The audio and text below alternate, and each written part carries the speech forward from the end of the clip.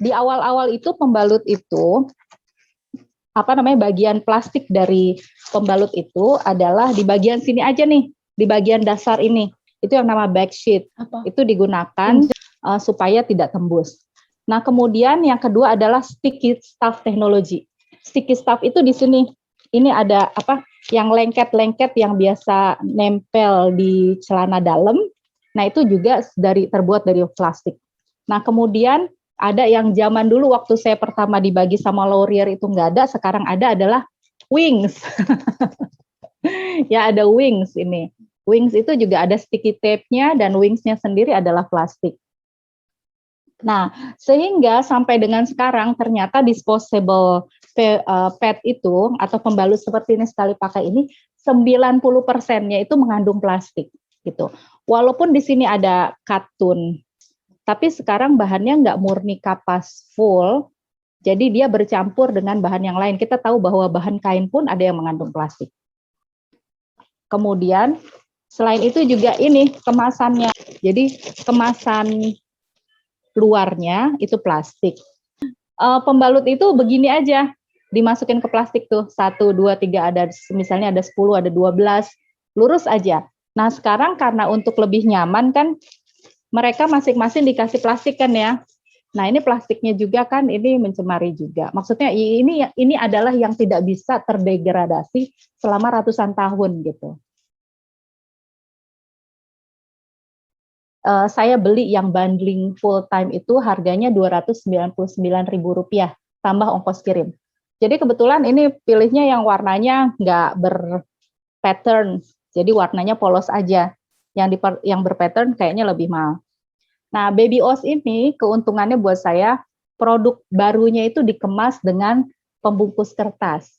Kemudian dia nggak terlalu tebal ya. Kalau dilihat di sini paling cuma 1, 2, 3 kain aja, 3 lapis kain. Kemudian ada insert. Insert itu adalah seperti ini. Insert itu adalah kain ini yang bisa dimasukkan ke lubang ini. Jadi kalau seandainya kita merasa kita akan banyak hari ini, tambahin aja insertnya bisa 1, bisa 2, tergantung kebutuhan. Nah, kemudian kelebihannya lagi adalah untuk dia bentuknya begini ya, bentuknya melengkung begitu. Sehingga kalau menurut saya dia menghalangi kalau seandainya ada tembus di sisi pinggir kiri kanan ya. Nah kelebihan lagi yang menurut saya kelebihan adalah kancing jepret. Kancing jepret tuh begini, tek gitu ya, tinggal dibuka. Nah kekurangannya kalau menurut saya dia tuh kurang tebel kalau pas saya lagi head banyak-banyak gitu. Jadi harus harus sering ganti. Nah, review dari saya tentang Nuskin ini, dia memang nggak ada yang polos, dia polosnya bagian yang terdekat dengan kita, tapi bagian luarnya itu warna-warni motifnya, dan kita nggak bisa milih. Biasanya satu paket itu udah ada beberapa, dan dia jenisnya warnanya beda-beda gitu. Nah, tapi ukurannya satu paket tuh biasanya ukurannya sama, satu paket itu isi 6. Dia bentuknya seperti pembalut biasa, terus ada kancing. Mbak Roro dengan Baby Oz itu dia snap buttons kayak yang buat baju-baju bayi gitu ya, snap. Kalau ini kancing, dan saya sudah pakai merek Yuspin ini sejak 2018, bulan apa ya itu ya, lupa juga, tapi kancingnya itu nggak pernah lepas, padahal kadang tuh nyucinya asal gitu kan, kadang saya masukin juga ke mesin pengering, kan spinnya kencang tuh, tapi dia tetap awet gitu kancingnya. Nah beda dengan Baby Oz, nggak bisa dibuka lapisan dalamnya gitu, memang sudah dijahit semua. Bagian paling luar memang kain, bagian di bawahnya ini kita bisa rasakan itu plastik. Ya, jadi ini adalah bagian anti bocornya. Memang dia nggak 100% ramah lingkungan karena masih mengandung plastik, cuman lebih ramah lingkungan karena dibanding pembalut konvensional karena dia bisa dipakai berulang kali dan bisa dipakai sampai 2 tahun saran dari Yuspin-nya. Terus ada beberapa layer di atas layer yang plastik dalamnya itu ada beberapa layer yang terbuat dari katun kayak bahan anduk gitu di dalamnya, beberapa layer. Terus ada layer dia itu pakai teknologi antibakterial silver plus dan di iklannya juga selalu ditulis anti bocor dan anti iritasi. Kalau anti iritasi, betul saya setuju dengan itu. Memang memakai pembalut Yuspin, saya nggak merasa gatal-gatal seperti yang kalau saya memakai pembalut sekali pakai ya. Nah, jadi memang anti iritasi saya setuju dengan itu. Tapi kalau anti bocor, kalau pembalutnya masih baru seperti ini saya baru pakai 2 kali kayaknya. Ini baru. Memang dia daya seraknya masih bagus. Jadi tidak mudah bocor. Cuman tetap saran saya itu ketika memakai pembalut Yuspin itu tetap ganti setiap beberapa jam. Kalau saya patokannya 5 pembalut sehari. 5 atau 6 tergantung seberapa deras haid kita gitu ya. Nanti di hari-hari akhir itu baru kita bisa kurangi frekuensi menggantinya gitu ya. Cuman dari segi kesehatan juga untuk menjaga kelembapan segala macam lebih baik lebih sering diganti daripada tidak gitu ya. Kalau saya rata-rata 5 kali ganti di hari-hari pertama haid. Terus nyaman, iya nyaman. Saya merasa nyaman, saya nggak merasa terganggu. Kalau plusnya pembalut kain, ya lebih ekonomis, lebih ramah lingkungan, terus lebih nyaman ya karena saya setelah pakai pembalut kain tidak merasakan gatal-gatal, gitu, lebih nyaman dan lebih sehat. Minusnya memang tidak sepraktis pembalut konvensional seperti yang Mbak Roro sudah jelaskan gitu. Kalau kita aktif gitu ya, perlu di luar kerja full time atau kuliah full time, sering di luar gitu ya, untuk bolak-balik kamar mandi ganti gitu, terus kemudian menyimpan pembalut kotornya di dalam tas gitu kan, walaupun udah diplastikin atau dimasukin ke kantong yang anti bocor, tetap aja kita bawa kemana-mana gitu kan selama seharian. Itu nggak praktis, cuman ya itu minusnya. Terus perlu kita cuci kalau kita tinggal rendam terlalu lama juga bau gitu ya, jadi harus dirawat. Perhatian untuk perawatannya lebih. Kalau yang konvensional kan kita nggak ada lah perawatannya, tinggal buang. Kemudian minusnya juga ketika ya lebih mudah bocor ya, terus terang aja dibanding konvensional lebih mudah bocor. Jadi harus lebih sering ganti. Itu aja sih saran saya. Kalau sering ganti sehari 5 kali, sehari 6 kali, insya Allah itu aman lah. Kayaknya pakai pembalut konvensional pun kalau kita nggak sering ganti juga bisa bocor ya, walaupun ada gel-gelnya di dalam. Nah, plus minus pembalut konvensional, plusnya lebih praktis, daya seraknya tinggi, dan lebih anti bocor. Tapi minusnya juga banyak, lebih mahal dibandingkan pembalut kain, mencemari lingkungan, membuat beberapa merek membuat gatal, dan mengandung bahan-bahan kimia yang berdampak negatif terhadap kesehatan kita. Kemudian saya belilah cupnya ini, menstrual cupnya di Lazada. Nah, pas di Lazada saya nyari-nyari harga gitu ya. Di Lazada itu paling murah mungkin ini 1 buah ya 35.000. Kemudian ada yang paling mahalnya si organik sih di Lazada nih 650.000. Kemudian saya oke lah kayaknya saya ambil yang harga pertengahan aja yang 250.000. Kalau ini kemurahan takut ada apa-apa gitu kan karena plastik kan silikon sih bahannya. Cuma kalau yang 35.000 ini silikon apa gitu. Jadi takut ada bahaya ke badan sih. Jadi saya nggak berani beli. Kalau ini nanti deh saya pindah langsung dari tampon pindah ke menstrual cup. Nah, jadi bentuknya seperti ini. Saya ada contohnya. Anak saya udah kuliah sekarang. Dia masih gadis kan, masih kuliah tapi masih gadis gitu. Jadi karena ngelihat ibunya, kemudian mungkin karena dia lihat ibunya sih. Saya kan nggak pernah promosi, cuma bilang aja ini enak apa, cuma nggak pernah maksa dia untuk pakai gitu. Ternyata dia dengan kesadaran sendiri cari-cari infonya di YouTube kalau masih gadis gimana. Terus akhirnya dia memutuskan untuk beli sendiri. Dan ini yang dibeli oleh anak. Ini kemudian saya, kalau yang dibeli anak itu namanya mereknya Tokaet. Satu buahnya 150.000. Enggak, 160.000 plus ongkir. Boleh deketin ke kamera, Mbak? Ini Mbak sini ya. Ini 150.000. Dia beli yang ukuran karena masih gadis kan, masih ukuran yang paling kecil, yang S. Kemudian saya 250.000 tuh dapat 2 cup. Cuma yang saya pakai yang besar, ini yang saya punya. Kalau yang saya punya, mohon maaf nggak ditunjukkan kalau anak ini belum, dia baru banget pakai sih, jadi belum terlalu dipakai sering. Ini yang S juga, yang kecil juga. Itu. Jadi bentuknya ini seperti gelas gini sih, seperti gelas. Nah, pada saat pakai ditekuk gini aja, kemudian dimasukkan ke dalam vagina gitu.